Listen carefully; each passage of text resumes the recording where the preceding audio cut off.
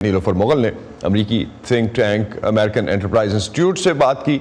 ڈیسمنڈ diamond وہاں جو ماہر اقتصادیات ہیں وہ قرض کو کس طرح سے دیکھتے ہیں، اور خاص طور پہ ان کا یہ کہنا ہے کہ دوسری جنگ عظیم کے خاتمے کے بعد سے امریکی قرض میں سب سے زیادہ اضافہ اب ہونا شروع ہوا ہے۔ مزید ان کی کیا اوپینین ہے اس بارے میں، آئیے دیکھتے ہیں۔ So we're really at record levels, if you look at it in relation to the size of the US economy. ہم ایک ایسے قرض کے بارے میں بات کر رہے ہیں جو اب امریکہ کی مجموعی قومی پیداوار کا تقریباً 100% ہے، اور یہی صورتحال دوسری جنگ عظیم کے اختتام پر ہمارے یہاں تھی۔ تو اس کا مطلب یہ ہے کہ ہمیں بجٹ میں سے اس قرض پر بہت زیادہ سود ادا نہیں کرنا پڑے گا، اور اس سے دوسرے قسم کے اخراجات کے لیے کم رقم باقی رہ جاتی ہے۔ لیکن بجٹ خسارے کو کم کرنا حکومت کے لیے بہت مشکل ہو جاتا ہے۔ ہر سال ہم زیادہ سے زیادہ قرضوں میں اضافہ کر رہے ہیں۔ اگر ہم قرض میں اضافہ کرتے رہے اور اگر ہم یہ ظاہر کرتے ہیں کہ ہم واقعی اس قرض کو کسی بھی وقت ادا نہیں کریں گے، تو ہو سکتا ہے کہ بانڈز کی شکل میں غیر ملکی بینکوں میں جو ہمارے اربوں ڈالرز موجود ہیں، چاہے وہ چینی مرکزی بینک یا جاپانی مرکزی بینک ہو، وہ ہمارے بانڈز رکھنے کے لیے تیار نہ ہوں۔ اگر وہ بانڈز رکھنے پر راضی نہیں ہوتے تو اس سے ڈالر کمزور ہوگا اور امریکی شرح سود زیادہ ہوگی، اور یہ اقتصادی ترقی کے لیے اچھا نہیں ہے۔ کانگریس کے بجٹ آفس کے مطابق ہم اگلے 25 سالوں میں یا اس سے زیادہ عرصے میں اپنے قرض کو دگنا کر دیں گے۔ Double our debt over the next 25 years or so.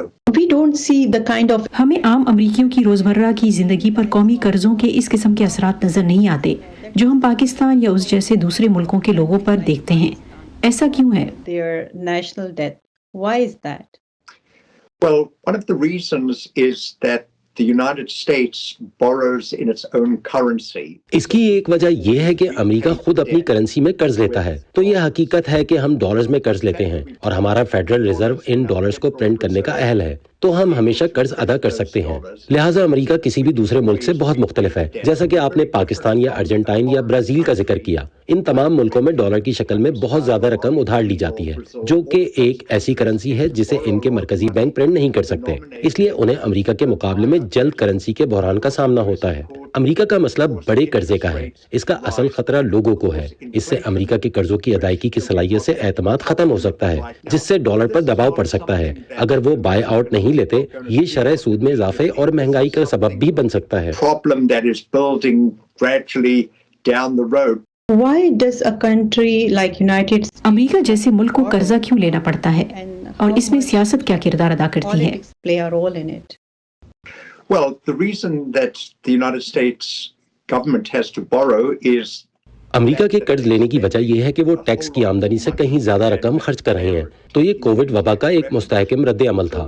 امریکی حکومت نے اپنے اخراجات میں 50 کھرب ڈالر تک کا اضافہ کیا۔ یہ مجموعی قومی پیداوار کا تقریباً 25% ہے، لیکن ٹیکس کی آمدنی اسی شرح سے نہیں بڑھی۔ لہٰذا ہم نے 2021 میں امریکی بجٹ میں خسارہ دیکھا جو GDP کے 15% کے لگ بھگ تھا۔ یہ زمانہ امن میں امریکہ کا سب سے بڑا بجٹ خسارہ تھا۔ اگر حکومت اس سے کہیں زیادہ رقم خرچ کر رہی ہے تو وہ ایک بڑے خسارے میں ہے، اور خسارے کو پورا کرنے کا طریقہ یہ ہے کہ اسے قرضہ لینا پڑتا ہے، چاہے وہ مارکیٹ سے قرض لے یا فیڈرل ریزرو سے قرض لے، اسے کہیں سے قرض لینا پڑے گا، اور اسی طرح قرض بڑھتا رہتا ہے۔ and that's how the debt keeps rising. So in the face اتنے بڑے امریکی قومی قرضے کو مد نظر رکھتے ہوئے کیا دنیا کو پریشان ہونا چاہیے؟ Worried? Yes, the United States is still the world's largest economy, so what happens in the United States is جی ہاں، امریکہ اب بھی دنیا کی سب سے بڑی معیشت ہے، لہٰذا امریکہ میں جو کچھ ہوتا ہے وہ عالمی معیشت کے استحکام کے لیے اہم ہے۔ میرے لیے خاص طور پر تشویش کی بات دونوں سیاسی جماعتوں میں بجٹ کے نظم و ضبط کی کمی کا مسئلہ ہے۔ ہم یہ اب کووڈ سے نمٹنے کے دوران ڈیموکریٹس میں دیکھ رہے ہیں، لیکن اس سے قبل ہم کسی حد تک ریپبلکنز کی طرف سے کارپوریٹ ٹیکسوں میں کمی کی ضرورت کے معاملے میں دیکھ چکے ہیں۔ لہٰذا میری تشویش یہ ہے کہ نہ تو ریپبلکن اور نہ ہی ڈیموکریٹس بجٹ کے خسارے کے بارے میں زیادہ فکر مند نظر آتے ہیں۔ پچھلے 800 سالوں میں ایسے بہت سے ممالک ہیں جو سرکاری قرضوں کی صورتحال کو سنجیدگی سے نہ لینے کی وجہ سے سنگین مسائل میں گھر گئے ہیں۔ not taking their public debt situation seriously.